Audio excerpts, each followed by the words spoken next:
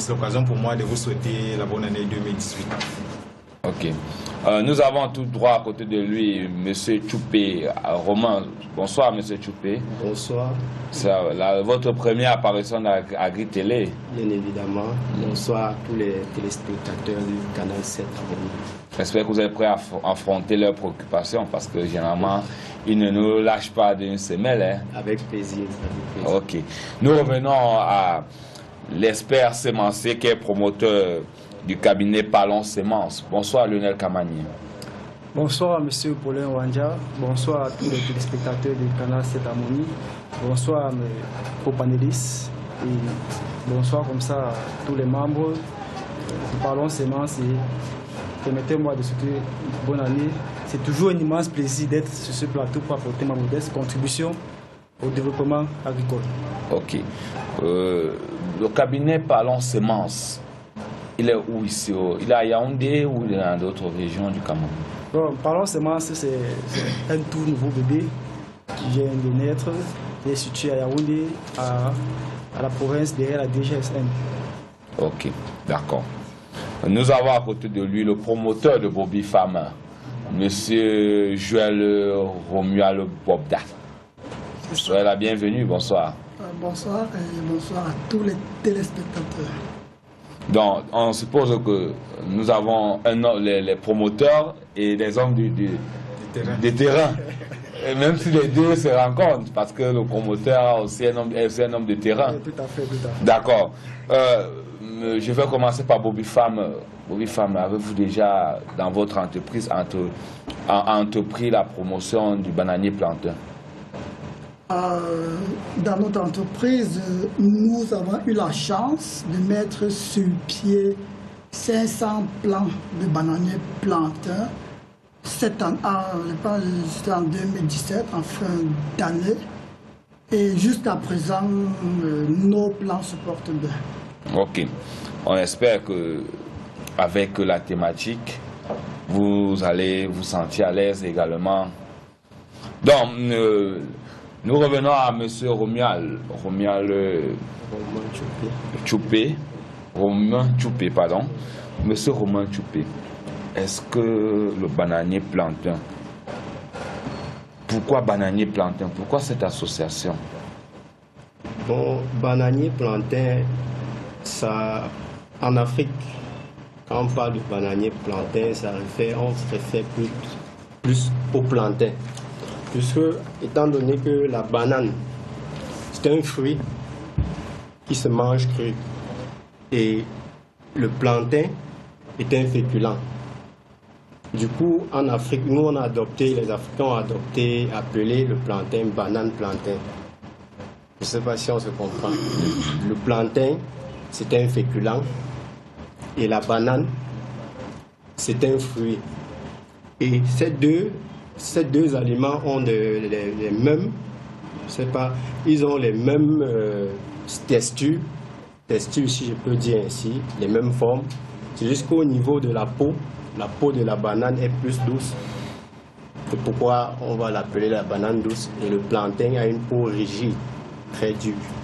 Ok, je me retourne vers la recherche.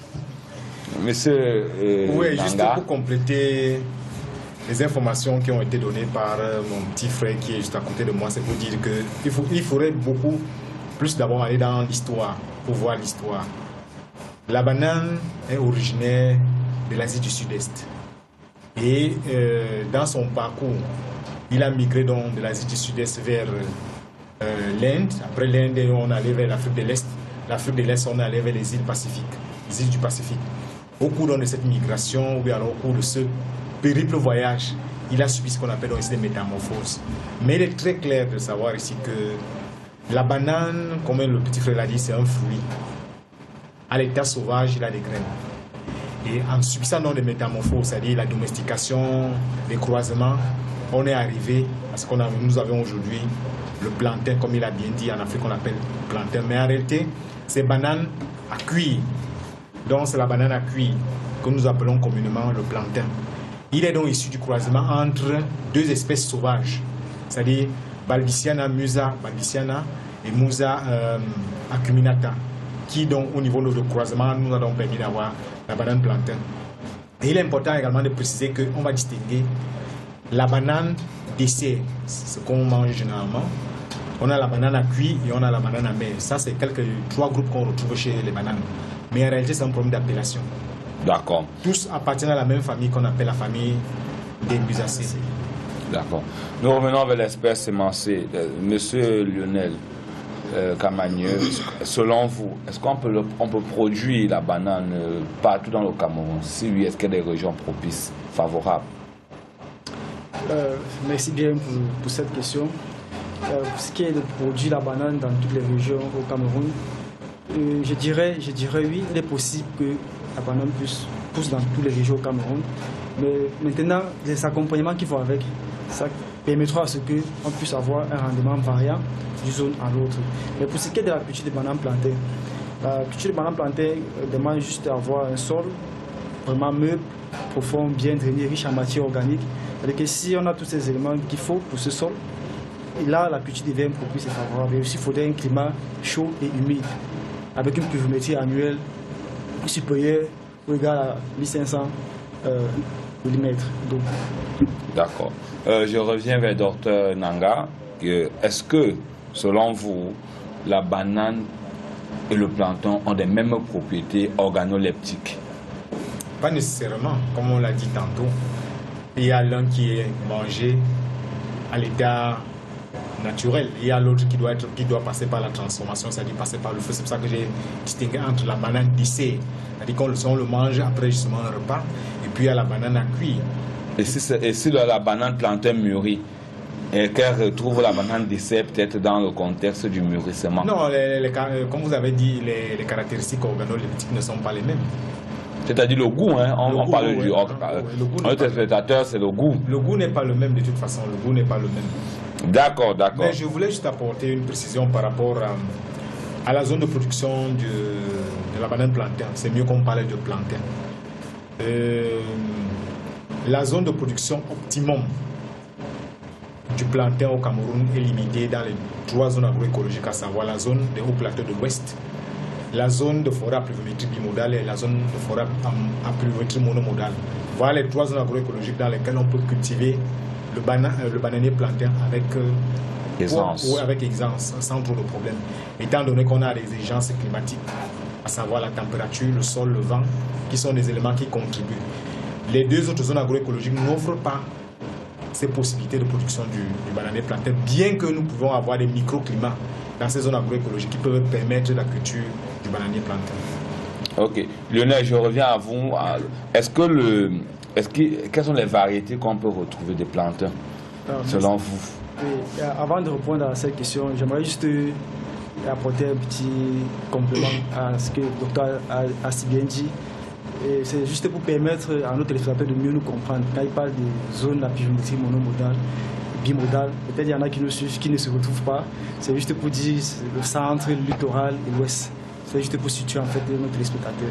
Maintenant, pour ce qui est des variétés, oui. Il existe plusieurs types de variétés qui sont regroupées en trois groupes. C'est ce qui concerne les bananes plantées. On a le groupe des French, le groupe des faux cônes et le groupe des vrais cônes. Maintenant, dans le groupe des French, c'est subdivisé en 2 sous-groupes. On a un groupe dont la durée de production comprend entre 14 et 15 mois. On a un autre groupe où la durée comprend entre 10 à 12 mois. C'est pareil pour le groupe compris dans les vrais cônes et les faux cônes. Donc pour ce qui est peut-être de variétés vrais cônes, on a le One Hand Planty, Two Hand Planty et le Daibi. Pour ce qui est des variétés faux cônes, on a Boruku, on a Ebanga, on a le Big Ebanga, on a le Bata. Donc pour ce qui est des variétés maintenant fraîches, on peut avoir le French clair, le French sombre, les sombres. C'est en fait comme ça les différentes variétés regroupées en groupe de bananes plantain qu'on peut avoir. Il est important de savoir cela avant de se lancer dans la culture de bananes plantain. Bon, notre téléspectateur qui nous regarde à la maison, qui en consomme tout le temps, vous avez énuméré des variétés. Par exemple, la banane plantable à laquelle on fait le congrès, on appelle ça comment? Parce qu'il aimerait aussi savoir, puisqu'il a ses habitudes alimentaires. Bon, généralement, la banane plantain utilisée pour le congrès fait partie du groupe des French. Les French. Ok.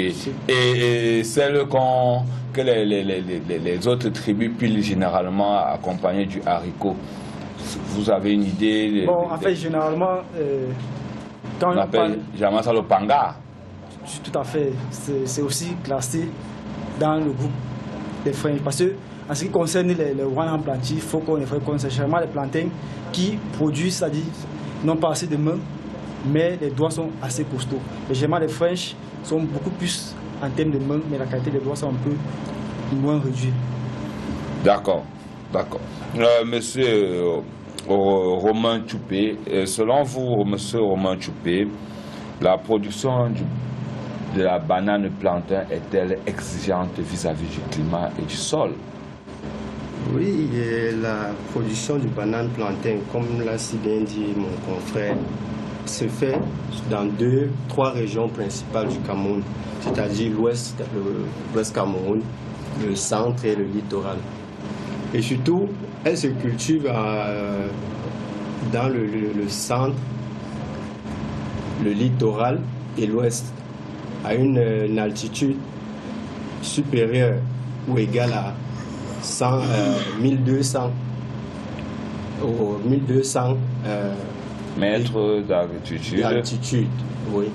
Donc, au Cameroun, c'est dans ces 3 zones qu'on peut cultiver aisément le plantain. D'accord. C'est pas exclu que dans d'autres zones on le fait pas, mais si le coût de production sera un peu plus élevé. Donc pour avoir des bonnes récoltes et des bons produits, c'est dans ces 3 régions du Cameroun que vous pouvez cultiver. Ok. Monsieur Joël Romuald Bobdam, est-ce qu'il y a des exigences climatiques vis-à-vis de la banane, le plantain? Température, précipitation, vent et autres. Je veux dire que les exigences climatiques sont très importantes dans la culture du bananier plantain. Je vais faire un rappel à l'histoire. Il faut noter que 43% de la récolte du rendement du bananier plantain a baissé entre 1991 et 2011. Ça sont des chiffres qui nous viennent du document de stratégie pour la réduction de la pauvreté au Cameroun, car de la filière banane plantain. Donc, dû au climat qui était justement rude. Donc, on se rend compte que la variation du climat impacte dans le rendement du bananier plantain. Également, les vents. C'est pour ça qu'il faut prévoir les brises-vents. Parce que les vents violents ravagent, détruisent notre plantation. Et il faut respecter les itinéraires techniques de production pour permettre aux vents de passer, de s'infiltrer normalement. Je vous relance généralement, puisque vous avez embrayé dans la question de l'itinéraire technique. Quel est l'itinéraire technique à suivre?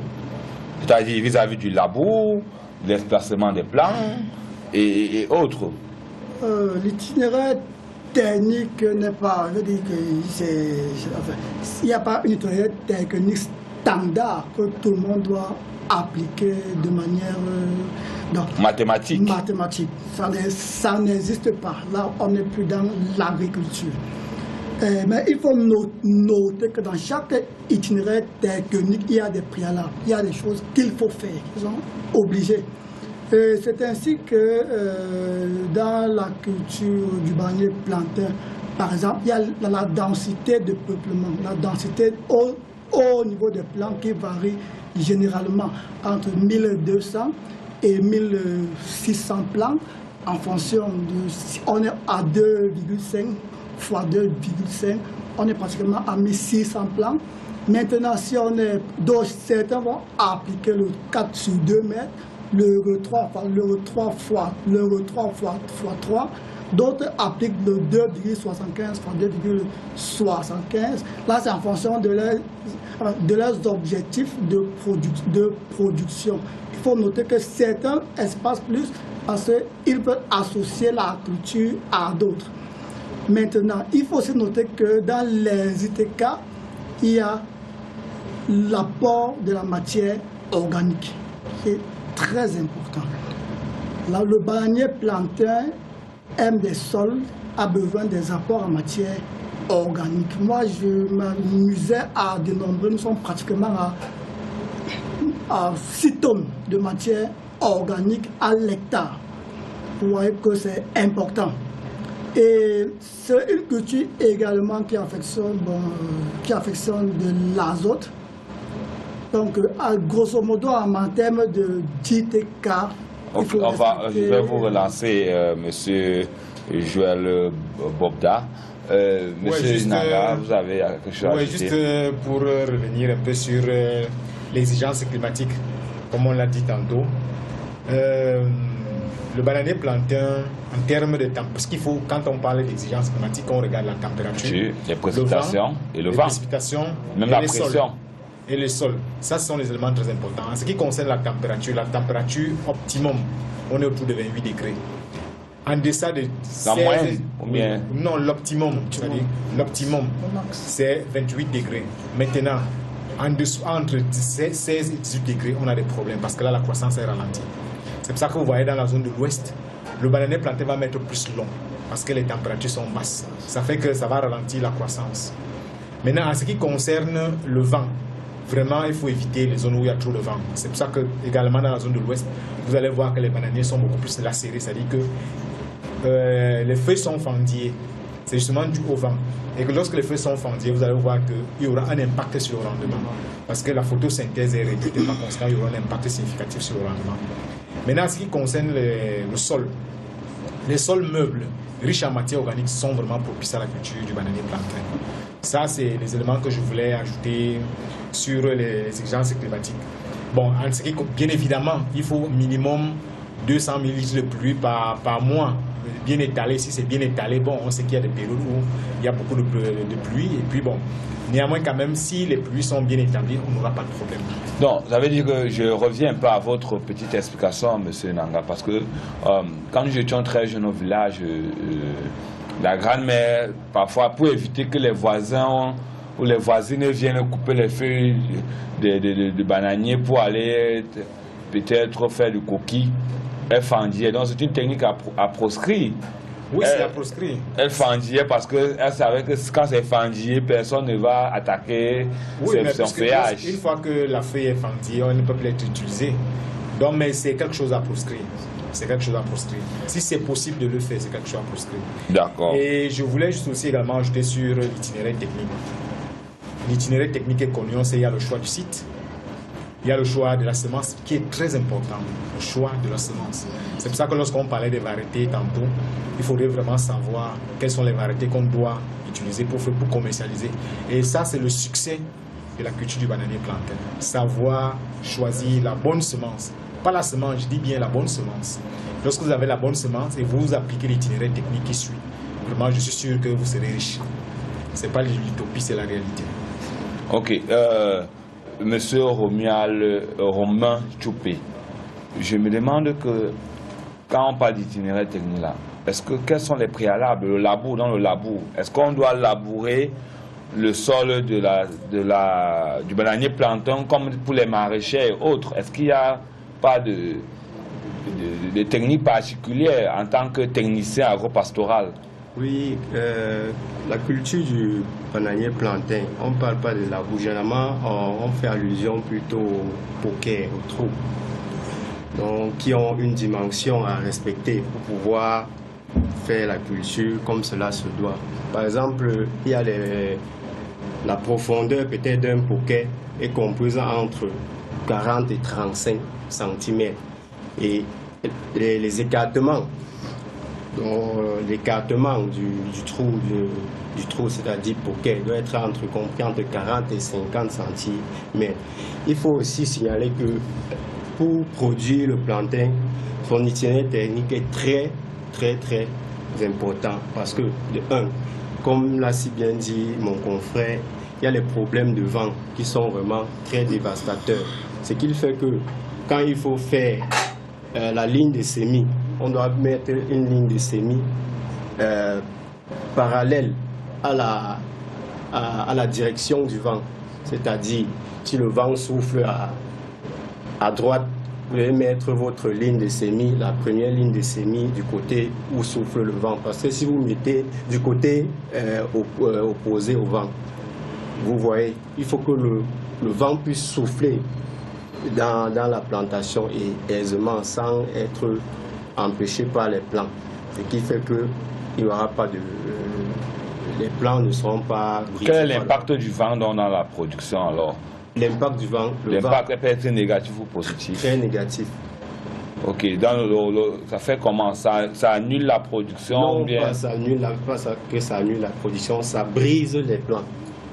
À une certaine hauteur, à une certaine taille, les plants sont brisés par le vent. Et quand c'est brisé, c'est déjà perdu d'avance.